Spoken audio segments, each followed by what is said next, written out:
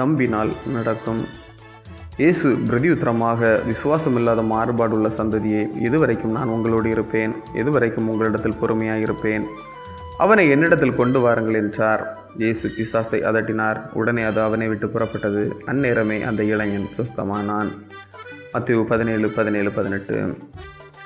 1958 ஆண்டு June 10, Charles பிளாண்டின் என்பவர் Niagara நீர்வீழ்ச்சியின் ஒரு முனை தொடங்கி மறுமுனை வரைக்கும் 1100 அடி நீளமுள்ள கயிற்றின் மேல் ஒரு கோலை பிடித்து கொண்டு சமநிலையாக நடந்து ஒரு முனையிலிருந்து மறுமுனையை வந்தடைந்தார்.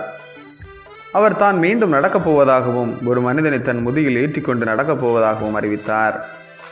அங்கு கூடியிருந்த மக்களிடம், நான் என் முதுகில் ஒரு மனிதனை ஏற்றி மறுகரையில் சேர்ப்பேன் என நம்புகிறீர்களா என கேட்டார்.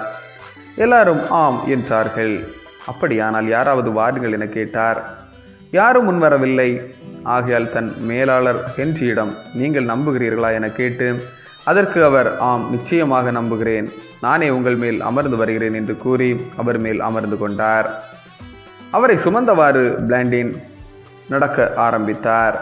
திடீரென கயிறு ஆட ஆரம்பித்தது. எதையும் செய்ய வேண்டாம், என்னிடம் விட்டுவிடும், நான் பார்த்து கொள்கிறேன் என கூறி எச்சரித்தார்.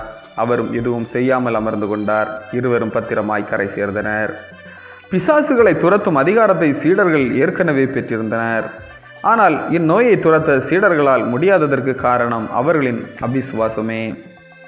எனவே கிறிஸ்தவர்களாகிய நாம் இந்த சீடர்களை போன்ற அவிசுவாசத்தால் பல நன்மைகளை இழந்திருக்கின்றோம். மார்க் 9:24 நம் அவிசுவாசம் நீங்கும்படி ஊக்கமாய் ஜெபிப்போம். ஆமீன். இந்த நாள் உங்களுக்கு இனிய நாளாக மலரட்டும்.